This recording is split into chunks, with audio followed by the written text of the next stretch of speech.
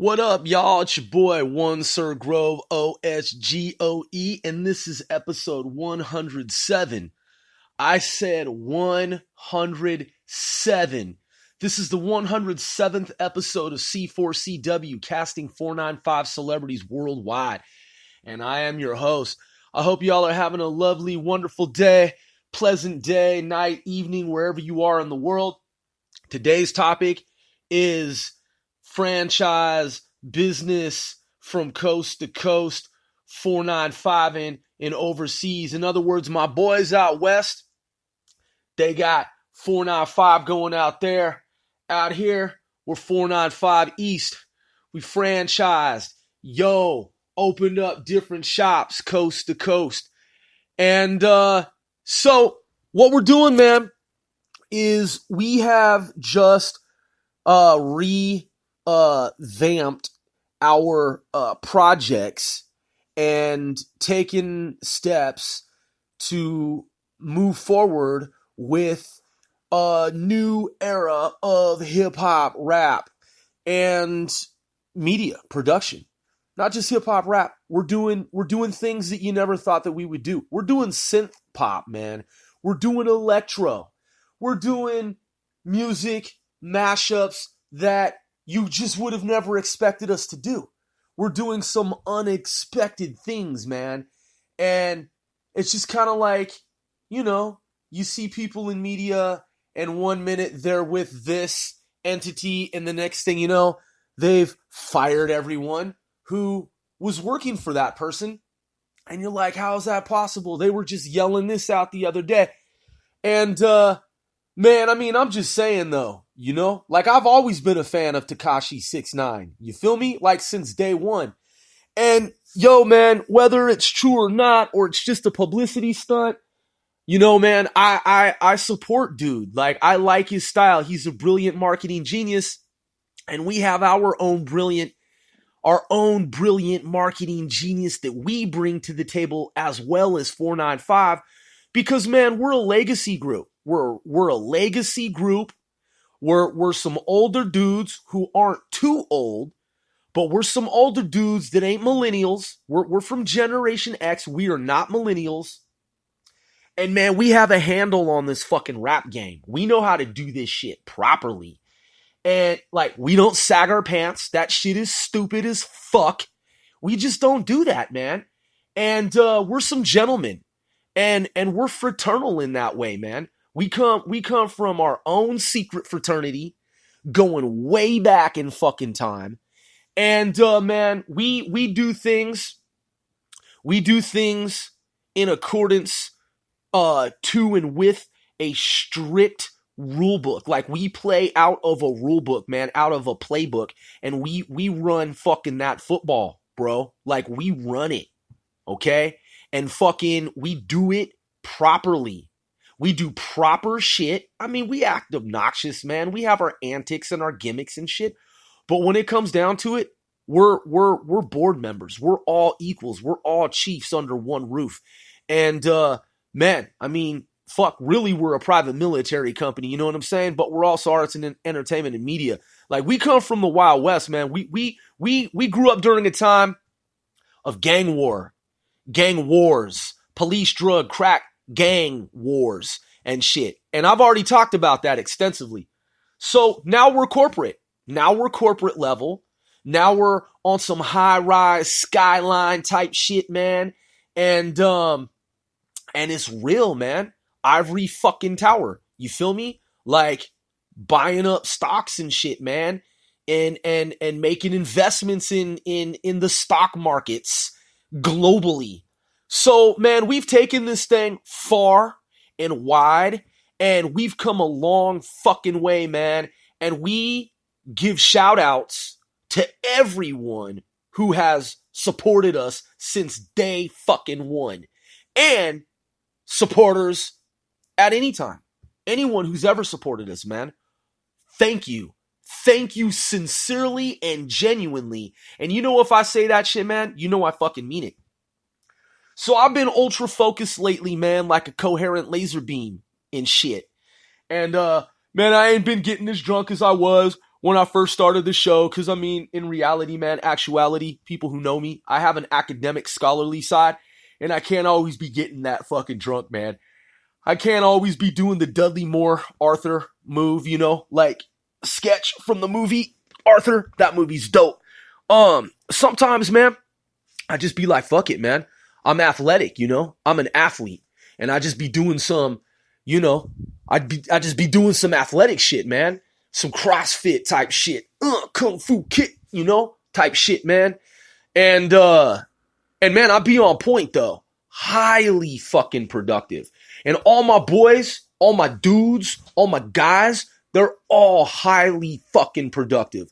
Because man, I mean though, we're foot soldiers at our roots from the West Coast, and now we're international. We started off on the streets. You feel that? Because that's a reality and shit, man. Though we're originally foot soldiers, right? My dudes, man, are smart guys. They're intellectuals. They're high IQ. We're fucking nerds, man, and nerd power at that. You see what I'm saying? So though we're IT geeks and nerds and intellectuals, scholars and shit, hey man, we grew up during a time of gang wars, police, drug, crack, gang wars. And we went to schools on the West Coast where we band together and we said, man, fuck all this shit around us, man. Let's thrive in this environment.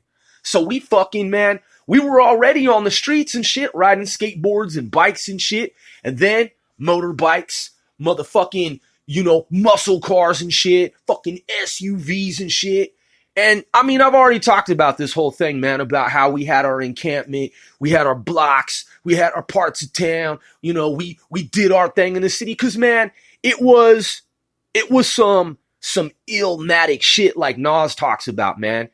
The West Coast, man, just watch the movie Training Day with Denzel Washington. We grew up in shit like that. That neighborhood that you see, well, okay, there are several neighborhoods.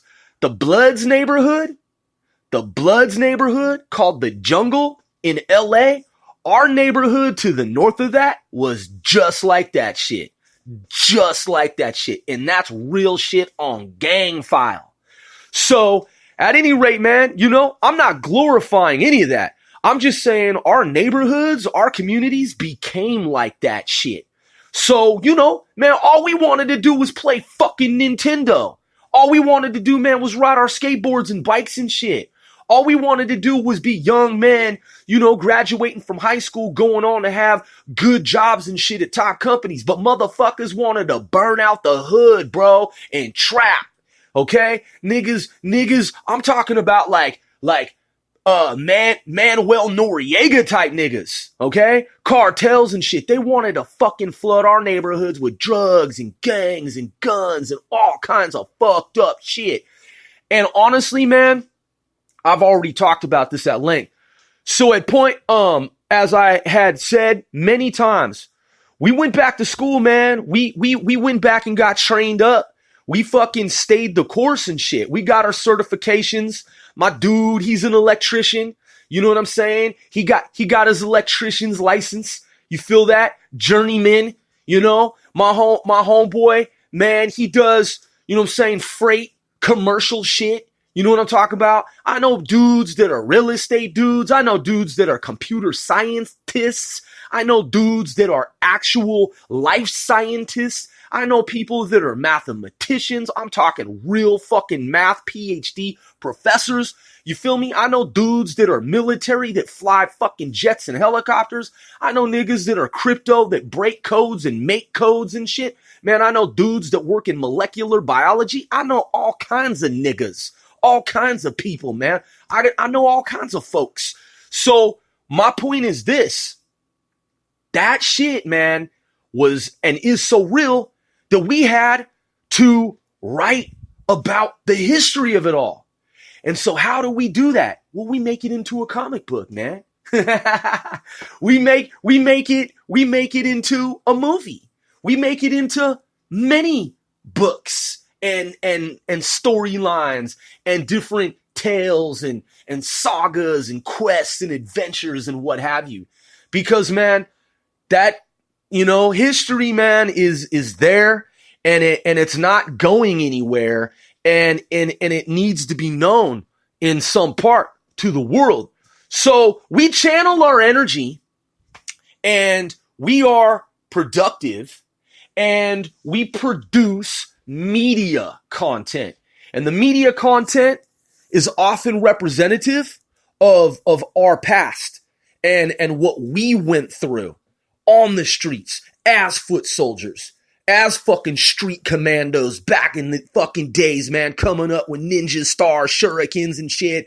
Fucking, man, I won't even get into it, fucking Uzi type shit. For real, man. If you grew up in the Wild West, man, your fucking base, your spot, your trap house, your fort, your fortress, your home, your domicile, man, you were armed up, bro. Like your boys on your set, like your neighborhood, your block, man, you were block watch. You were the neighborhood block watch. You were the neighborhood patrol. You were the fucking you were the night watchman. You feel that? Like your boys were geared up. I'm talking with tactical fucking gear. I'm talking Gore-Tex, like all weather extreme shit. Extreme weather, extreme sports. I'm talking niggas with fucking, man, monster trucks. Dudes, I know niggas with monster trucks. Like, you think I'm joking, man? Part of the fucking state, that I come from is some country shit, man. With the state fucking fair with monster trucks. I know niggas right now who drive monster trucks. Okay? I know cowboys. I know bikers. I know outlaw niggas. I know motherfuckers from all sides of the spectrum, man, from all points. The whole gamut of anything, man. I know niggas that work at Boeing. I know niggas that work at Microsoft. I know niggas who work at NASA. And I said fucking NASA. Okay? I know professors at universities. I know politicians in government. I know VIPs, dignitaries. I know people, man, who run foreign nations. And that's real shit. If you fucking know me, then you know what I'm telling you, and what I'm saying is absolutely fucking true. So we had to turn this into a cottage industry.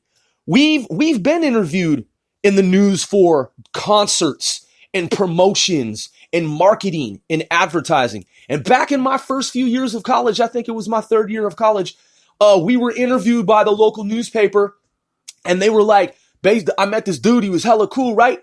And he made me a point man for the music section. So he and I, we used to look at music events, upcoming artists, forthcoming, talent, and I was his point man. So what he recognized and identified and acknowledged, out of respect for my fraternity organization, our fraternal organization, is that he realized, man, everything that I just explained to you. And so he went back, man, and he did some research, and he said outright to the public, in the media, in the newspaper, he said, this group 495 that started Deep in Everett, DIE, Deep in Everett 495, that's now international in scope, their music is now nationwide and international. He said, whatever the fucking police said that these dudes were back in the day, that shit is bullshit. He was basically like, man, the police that were trying to make these dudes out to be bad dudes, man, fuck whatever they were talking about. That shit ain't even fucking, you know what I'm saying? Whatever the police were trying to do to brand these dudes as being like bad guys and shit, those police are worse than any motherfucking one of these dudes. You know what I'm saying? You know what I'm saying? Because he knew that we were good dudes, man, and that we just grew up in that fucking corrupt shit. And so he was like, that shit is the past, man. These dudes are scholarly. They're in like he came to the college, man. He came to the college that Brock Lee Landers and I had been at, with Scheme and everyone out there, and the pilot, AKA Skipper. And a lot of us, man, Spank motherfucking T, like the 495, like we went to school though. We were honor roll students. Okay? That's how we got through that shit out there on the streets, man. That's how the fuck we got through that shit out there. Cause we band together. Okay? Motherfuckers talk about shit like, you ever see the movie Stranger Things? Man, we were Stranger Things though.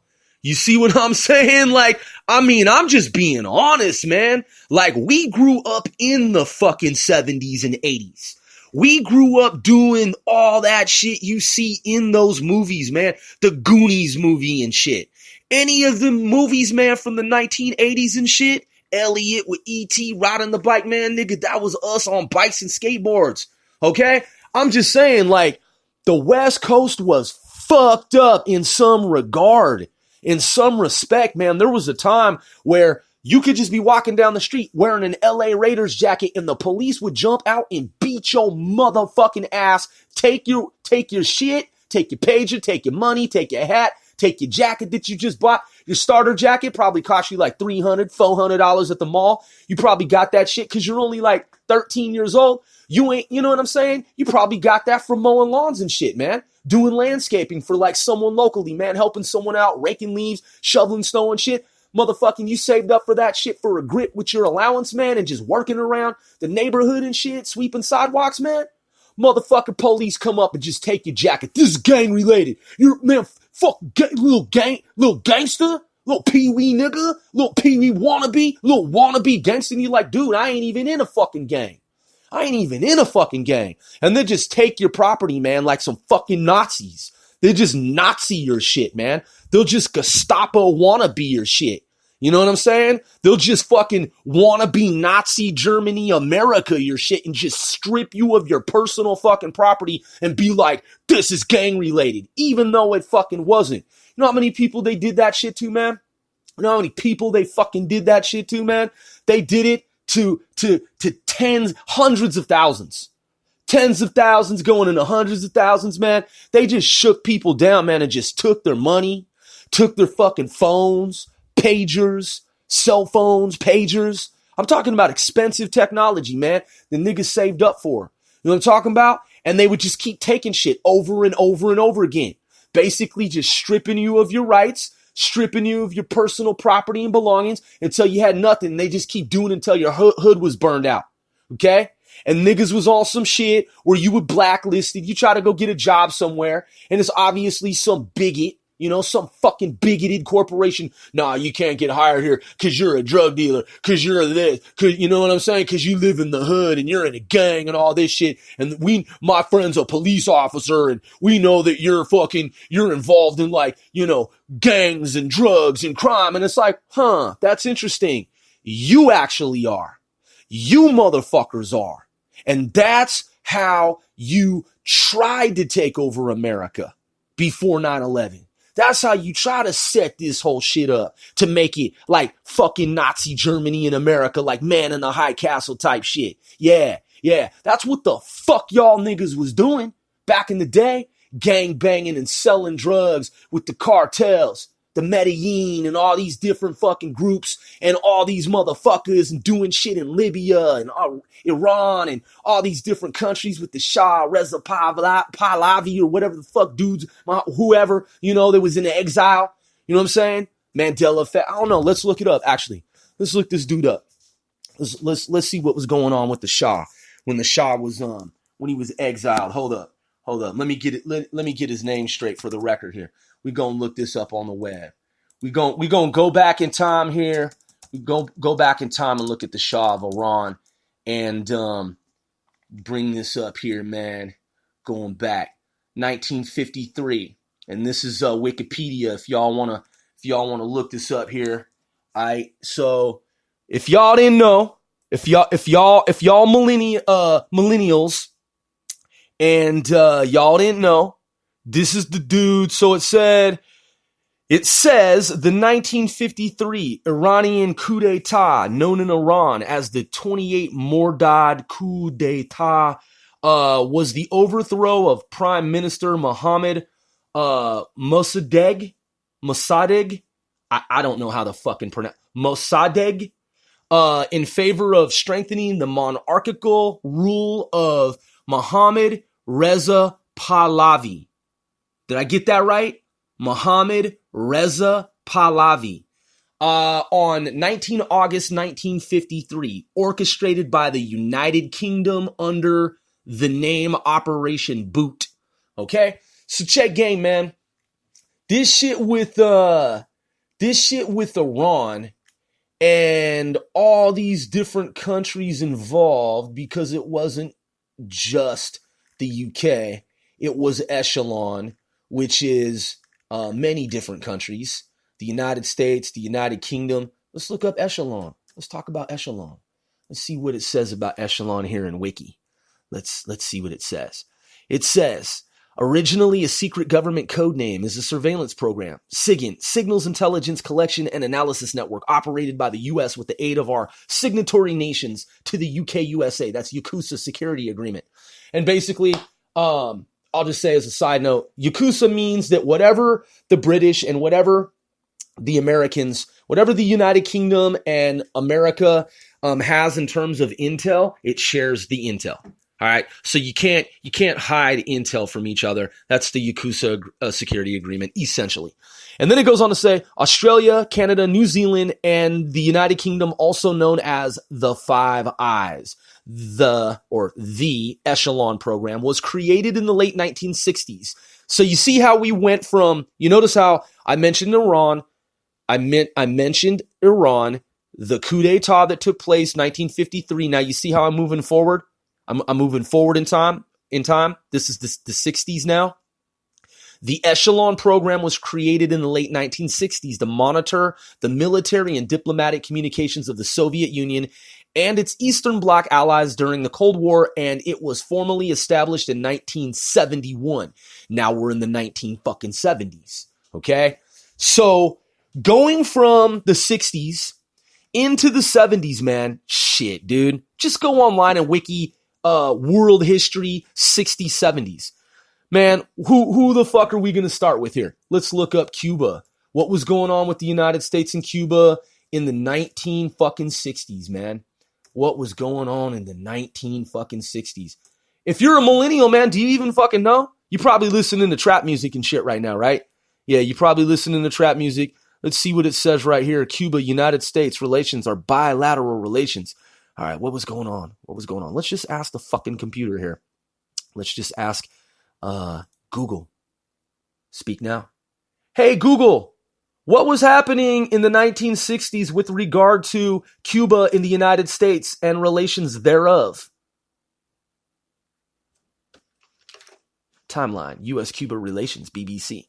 So now I'm going to cite, i.e. reference, bbc.com. Hold up. It's coming up on the screen. All right. So this is bbc.com/news/world-latin-america-12159943. All right. So it's talking about the timeline. Let's see. And it goes back to, so it actually, if you scroll all the way down, it jumps around in time. This is nonlinear. So then it starts, where does it start with the 60s? Because at the bottom of the screen, it's the 2000s. But then if you scroll up from the bottom, it goes, oh, actually, I have to say that it is actually linear. So what it does is it starts in the 2000s at the bottom. All right, so this makes sense. I see. Oh, okay, I get it. Okay, so it starts off at the top going down. It starts off in the 1800s. And we wanted to look at the 1960s here. All right, so right here, 1960, it says, let's go to 61 because it's talking about how it was getting sparked off in the 60s with all this shit. But 1961, U.S. backs an abortive invasion by Cuban exiles at the Bay of Pigs. Castro proclaims Cuba a communist state and begins to ally it with the USSR. So 1961, as I just pointed out from this website here, as I cited it perfectly, this was a pivotal moment in time, space-time. If y'all niggas don't fucking know your history, okay? I correctly and accurately researched and looked up the information to a T to explain to y'all niggas. If y'all niggas didn't know, if you're jumping around in time in your mind and you're like, I don't remember, I know there was something about Castro and like Cuba and this and the United States and there was a problem. Well, I just told you. I just explained the exact fucking date, okay? And I cited it from bbc.com, okay? The Bay of Pigs invasion, man. That was fucking huge. And if you don't fucking know about the Bay of Pigs invasion at all, like if you've never heard about that shit, you need to fucking know about that shit. Here's why. The drugs, man, drugs have always been. They've always been, obviously, okay? But this was the beginning of the shit where the United States and Cuba were fucking going back and forth, okay? And then you've got the Soviets involved, right? And then you have the whole, hippie movement, right? You've got Woodstock. Okay, let's talk about Woodstock, because how I'm going to bring y'all, let's look up Woodstock. And I'm not talking about the bird. I'm talking about the concert event. Let's look up Woodstock. So it says right here, 1969. Okay, and this is again from Wikipedia. It's at the top of the search pile when I queried Google. So it says Woodstock was a music festival held on a dairy farm in the Catskill Mountains, northwest of New York City. So just right here, down the street between August 15 to 18, 1969. So you're looking at previously with me, Cuba, 1961, 8 years later, approximately, you've got Woodstock. So you've got this friction, this fucking ultra heated friction between Cuba, the U.S., us, that's us, the U.S., us, and fucking Cuba, okay? The Cubans in 1961, and all kinds of shit went down, all right? So then it's saying, flash forward to Woodstock, this event, it says, which attracted an audience of more than 400,000. Well, the significance of it and the reason that I'm discussing it with you is that look at the contrast. You've got war on one side and you've got peace on the other side. Peace, war, war, peace. You see that dichotomy? You see that contrast? In other words, that juxtaposition? Okay, so my fucking goddamn point is this is when the motherfucking drugs started flowing, dude. You see, capiche, under fucking stand, comprehende, okay? You fucking get it, dude? This is when the drugs were being piped into America. And border niggas were looking the other fucking way. You know why? Because of what later, let's check this out. Now, I told you about the coup d'etat, right? But then you got some shit going on in Central and South America. Let's look up the Iran-Contra affair. All right. What was the Iran-Contra affair? We've got at the top of this pile, we actually have the Khan Academy. And let's actually properly cite here the Khan Academy. Khan Academy is dope, by the way. If y'all ain't hip to Khan Academy, that's KHAN as in November, ACADEM as in Michael, Y.org. The Khan Academy is a gem. It's free forever, and it's been endowed. In other words, it's been funded by charity. I don't want to give you the wrong information, but I think it's the Melinda and Bill Gates Foundation. Let's just check it out real quick. Bear with me. Let me double check to make sure that that's correct. Melinda and Bill Gates Foundation, control over KHAN, and it brings it right up. Bill and Melinda Gates. Khan Academy Incorporated to provide operating support, expanding Khan Academy's leadership and staff capacity. So, just as I had read at the Khan Academy, I just wanted to make sure that what I was saying was accurate. The Melinda and Bill Gates Foundation has supported the Khan Academy, making the Khan Academy free forever. You can learn pretty much, man, almost anything. Like literally math, science, physics. Like it's there, bros, sisters and brothers.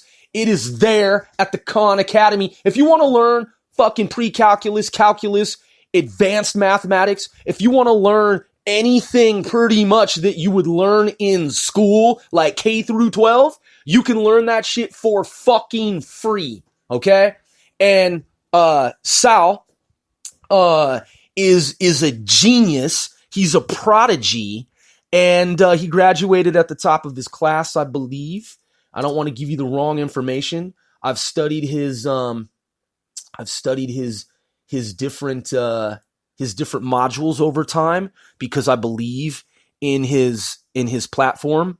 And it says right here, he is Salman, i.e. Saul Khan, is an American educator and entrepreneur who founded Khan Academy, a free online education platform and an organization with which he has produced over 6,500 video lessons teaching a wide spectrum of academic subjects, originally focusing on mathematics and science.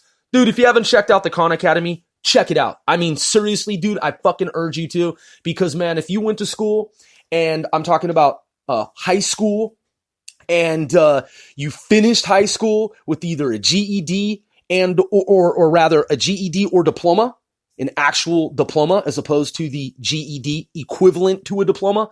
If you finish high school and you feel like, there's some knowledge gaps there, like you're like, yo, I took some college courses, maybe you even fucking finished college, right? But you're like, yo, I want to touch up on my math. Maybe you're thinking about going back to school, man. Maybe you're thinking about going to college for the first time. Maybe you took some courses and you're thinking about going back to college. And you're just like, but yo, man, I wish my math, my science was like, they were like up to par and shit. So like I can feel confident in the classroom when I go back to get my certificate, my degree, whatever it is that you're working toward, right? Or a combination thereof. Man, hit up the Khan Academy, man, because the way Saul teaches is fucking ace. Like, it just sticks in your mind. It's just imprints in a way that you're like, man, I wish he were my instructor throughout like my entire education, like from, grammar school up to like high school, because it's just dope like that, man. It's ultra fucking dope. So he says, his website, it has a brief overview here. And it says, in the Iran-Contra affair, the Reagan administration secretly sold weapons to Iran to effect the release of American hostages held in Lebanon. And this is from Humanities. So it's khanacademy.org/humanities/US/modern-US/1980s. That's 1980 with the small s America /A/Iran-Contra. And that's what the fuck it was, man. So now you've got the Iran-Contra affair popping off, right? And let's see what it says here. Oh, okay. So the Iran-Contra affair, according to Wikipedia, it says 20 August 85. So that's the year 1985, in the summertime, August, until 4 March 1987. So 2 years down the road-ish. So this went on for about fucking 2 years, the Iran-Contra scandal. And according to Wikipedia, the Iran-Contra affair, also referred to as Iran-Gate, Contra-Gate, or the Iran-Contra scandal, it says, also known as the McFarlane, however that's pronounced, scandal in Iran, was a political scandal in the United States that occurred during the second term of the Reagan administration. Senior administration officials secretly facilitated the sale of arms to Iran, which was the subject of an arms embargo. They hoped thereby to fund the Contras in Nicaragua. Okay? So they, in other words, our government had hoped to fund the Contras in Nicaragua. Now, if y'all niggas don't know where the fuck Nicaragua is, we're gonna look it up. Okay? Nicaragua, according to Wikipedia, is the largest country in the Central American Isthmus. Okay? Bordered by Honduras to the northwest, the Caribbean to the east, Costa Rica to the south, and the Pacific Ocean to the southwest. Wow, what a fucking coincidence. An isthmus, pronounce that with me. I, India, S, Sierra, T, Tango, H, Hotel, M, Michael, U, Uniform, S, Sierra. An isthmus is a narrow piece of land connecting, so a very small, short, narrow, well, it doesn't have to be short, but a narrow piece of land connecting two larger areas across an expanse of water by which they are otherwise separated. So what I am bringing together here in this nexus of information, what I am bringing together is the 1960s, the 1970s, and the 1980s. And I have done all of this in 35 minutes. I mean, you can go on YouTube and you can watch mindless fucking videos. And it says an isthmus, and it just says it's just an isthmus. Like the TH is fucking, apparently according to this pronunciation, it's, cause you know, the Mandela effect switches shit up. It's silent. So it's just isthmus, isthmus. And the TH is silent. So an isthmus, I don't know why it's just not then ISMUS. Why do they have to put the fucking TH in there? That's stupid. So an isthmus, a narrow strip of land with sea on either side, forming a link between two larger areas of land. Do you know why this is fucking important? Do you know why this is relevant? Okay, you don't think it is? Who thinks it fucking is not? I will explain why, in my view, it absolutely motherfucking goddamn is. You've got Central America, all right, coming back up fucking north to the United States. And then to the direction going out southeast, you've got Cuba. All right. So you've got this activity. You've got war shit going on. I'm talking about war as in fucking goddamn war. Basically, fucked up, strained relations between Cuba, the United States, Soviet Union at the time. And you've got drug shit going on. You've got drug fucking shit going on down in Central America coming up into the US. All right. And this is so from the 60s is when America started fucking with Cuba, and Cuba's fucking with the United States or whoever, you know, started fucking with whoever first, right? Nonetheless, you got two countries fucking with each other, causing fucking problems, right?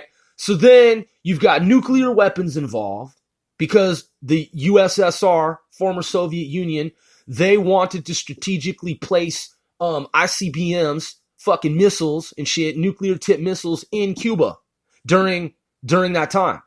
And so then the CIA's on alert, like, what the fuck? There are ICBMs in Cuba and shit pointed at the United States. What the fuck is going down? Right? Then you got niggas that are bringing fucking drugs in from Central America. And then you've got this fucking Iran-Contra affair shit later down the road. And so you've got all this corruption, man, all this fucking corruption going on around the world. Well, some niggas is like stateside, like feeling all that pressure and shit, right? And so, you know, what are they going to do at the time in the 1960s when all this shit started popping off? They're going to do drugs. They're going to do drugs to alleviate their woes. And guess what? It was easier than fucking ever to get the shit because the streets started to be flooded with the shit. From the 60s, going into the 70s, going into the 80s, and neighborhoods started to weaken, okay, and wobble, and bend, and knees buckle, okay, and the shit started to fucking fold. In other words, implode, okay, from the stress and the strain. You see? And so you had all this shit going on. So niggas took the gangs, man, because their neighborhoods were fucking flooded with drugs and shit, man. I grew up in that shit, okay? That's called war. And I fucking grew up in that shit on the streets of America. So now that y'all niggas got a history lesson from one Sir Grove, OSGOE, of 495, because a lot of y'all millennial niggas, you heard about shit, but you didn't know the timeline and you didn't really understand. You just kind of heard a little bit here and there and didn't really, you know, fix in your mind. It wasn't really indelible. It didn't really imprint. Well, now you fucking know what was going down in that sequence, in that order. And that's pretty much the gist of it, man. I mean, you could go back and you could look at the Iran-Contra affair. In fact, man, who were the Sandinistas? Let's look up the Sandinistas. Let's top it all off by looking up the Sandinistas and why the Sandinistas are an important part of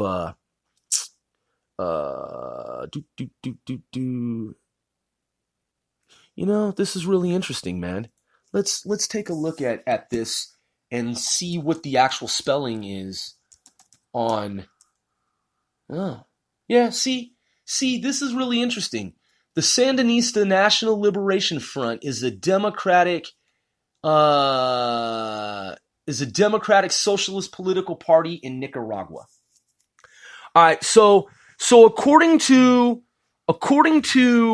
Wiki, the Sandinista National Liberation Front, as I just quoted and as I am quoting and stating again from the citation here, from the scholarly reference, I'm saying scholarly, Wikipedia is not fucking scholarly. It's a non-scholarly source, but nonetheless, I'm being scholarly in citing the information, and I'm not just trying to pass it off as my own. I'm reading to you here from Wikipedia. It comes up. It's easy to fucking bring this shit up, and it's probably the information that I've cited is probably relatively accurate. I mean, Wikipedia, does and says stupid shit a lot of times, but this is just basic information as it pertains to all the aforementioned topics. So the Sandinista National Liberation Front is a democratic socialist political party in Nicaragua. So basically fucking borderline, if not communist. All right. Its members are called Sandinistas in both English and Spanish. The party is named after Augusto Cesar Sandino, who led the Nicaraguan resistance against the United States occupation of Nicaragua. The United States occupation of Nicaragua in the 1930s. So how did the Sandinistas factor in to the Contra affair? The Iran, what? Okay, so I was just talking about the Iran-Contra affair. Was I not? Yes, I was, right? What do you remember what the Iran-Contra affair was? Well, let's go back and do a recap. Again, from Khan Academy, the overview was, in the Iran-Contra affair, the Reagan administration secretly sold weapons to Iran to effect the release of American hostages held in Lebanon.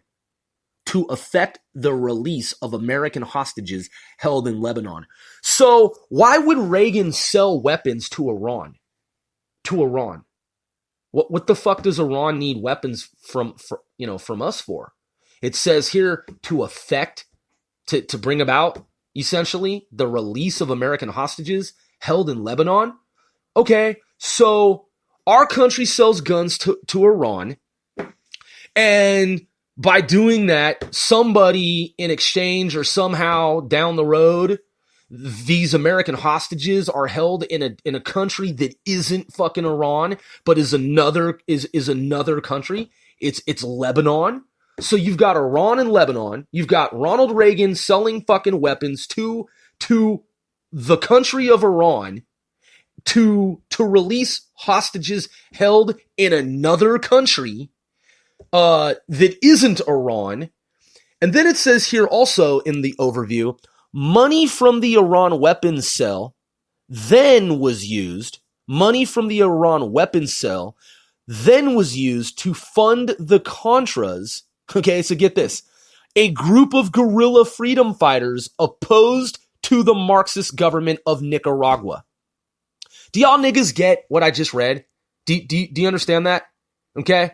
And by the way, it finishes by saying both the sale of arms to Iran and the military aid to the Contras were illegal, and Colonel Oliver North and others in the president's administration were dismissed and charged with breaking the law. And again, this is from khanacademy.org. That is where the information is referenced. Okay, so let's go back to, this is a 1, 2, 3 point overview. Let's go back to the central issue here.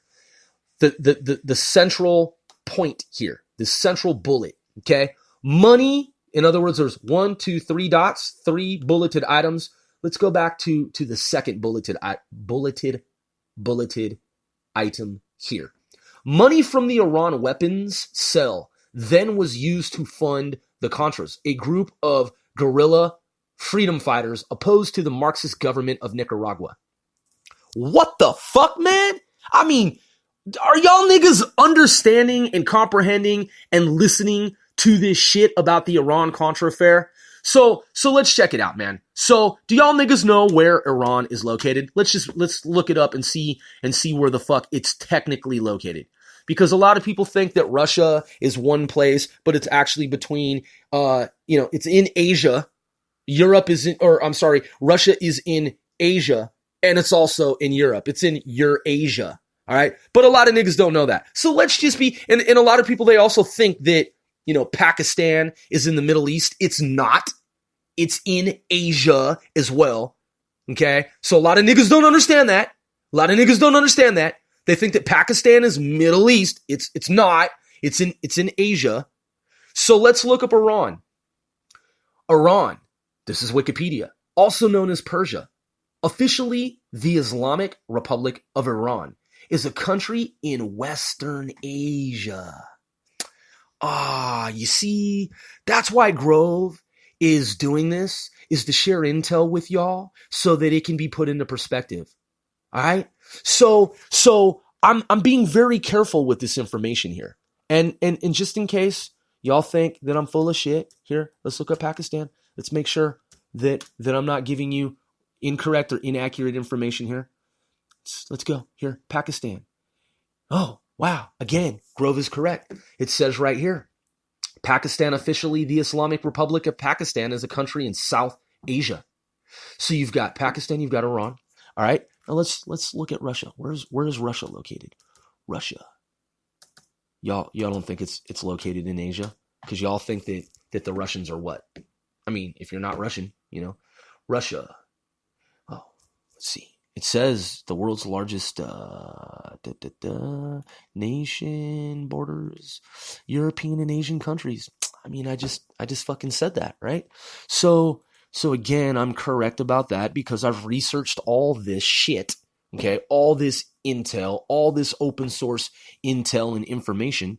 Yeah, and it clearly says right here, if you go to Wikipedia, it says that it's a country in Eurasia. Literally, Wikipedia says Russia is a country in Eurasia. Why is that relevant to your life? Why do you give a fuck or not give a fuck? All right, here's why.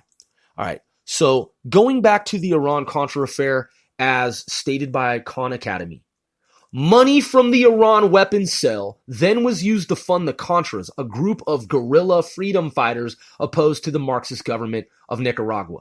If y'all millennials don't understand, if y'all Gen Xers don't even understand what happened, Ronald Reagan and his admin were selling fucking guns to a country in Asia that is Iran, okay? And that's to release hostages in Lebanon. All right, so where the fuck is Lebanon? Let's just look it up and let's see where it is. Which part of the world is it in? Let's see geographically, because I don't want to give you all the wrong information. I just want to show you how ridiculous shit is here, okay? In terms of what was going down when I was a kid, okay? It says right here, is a country in Western Asia. So Ronald Reagan is selling guns in Asia, different, to help hostages be released in a different part of Asia. So you've got Iran, you've got Lebanon, and then you have Central America. So between Asia and Central America, you've got weapons, you've got drugs, and this is being done to help America, supposedly. Well, that was also fueling the drug war in the United States. So on one hand, we're being told that these weapons being sold are helping to release hostages, are American hostages that are held captive in Asia. And it's also helping to fund this group of freedom fighters in Central America. So between Central America and Asia, you have fucking guns being sold, hostages being released, and you have these freedom fighters who are fighting communists. You have freedom fighters who are fighting communists. Do you understand? The Contras, The Contras, like contra, like contradictory, to go against, right? To go against. The Contras were supposed to be like our dudes, like America's like CIA, like co-opted fighters, right? So we, America, are financing these Contra dudes, these freedom fighters, to basically liberate Nicaragua of this, to rid Nicaragua in Central America of this fucking communist government. All right. So the communist government in Nicaragua at the time, and you can go to Nicaraguan Revolution and you can look it up here.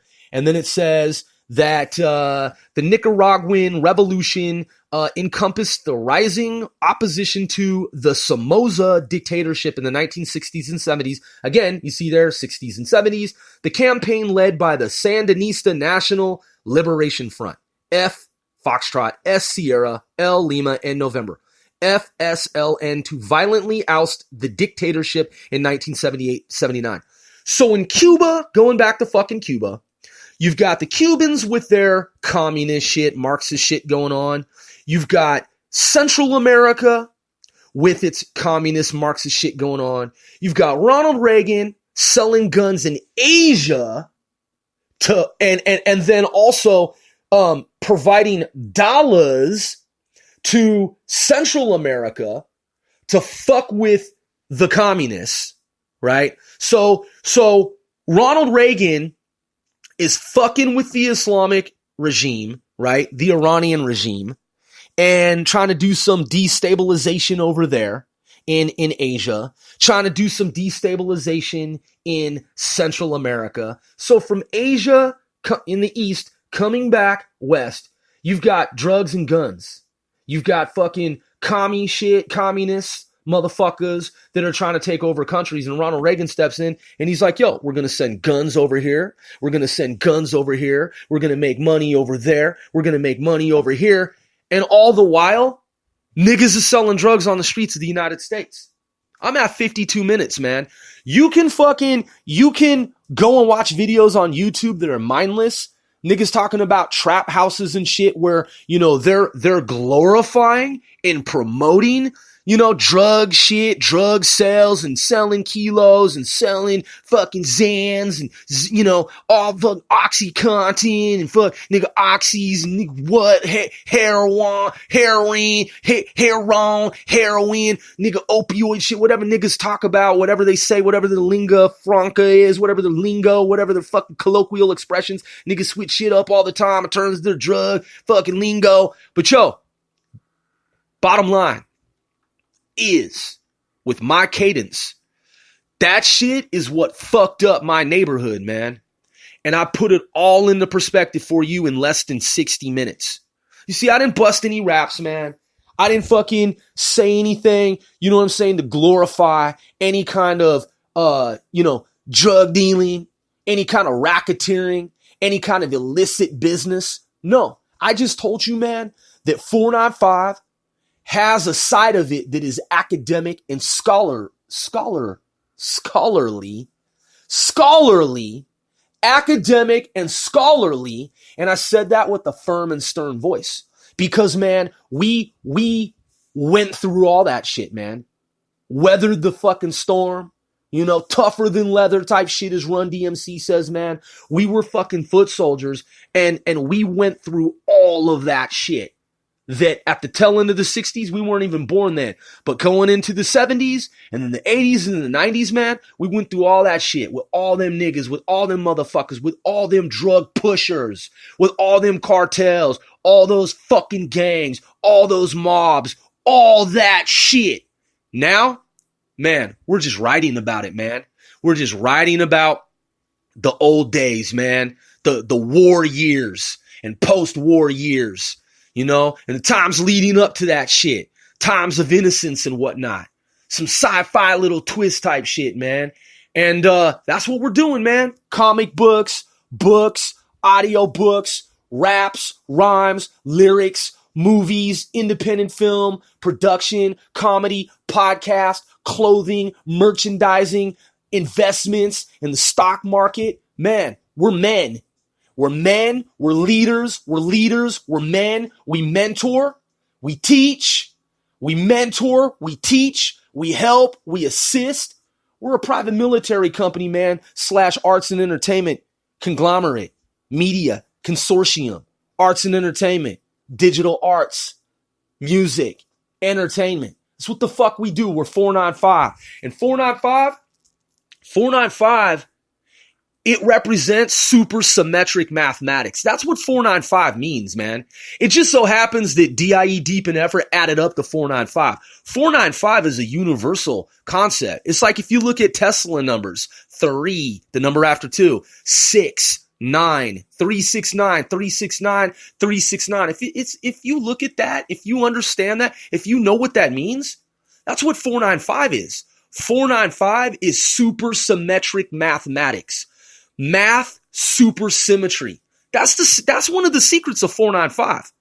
It's 99 times 5, man. 99 times 5 equals 495. And we could keep going, man. There's 180. We did a 180 at some point. You see? And we could just keep going with the numbers though. Because the point is that it's supersymmetric mathematics. That's what 495 stands for. 495 actually stands for, is representative of, is indicative of supersymmetric mathematics, math supersymmetry. And we knew that since we were kids, man. It's not a coincidence. I'm your boy, One Sir Grove. Thanks for tuning in. Love, one. Peace.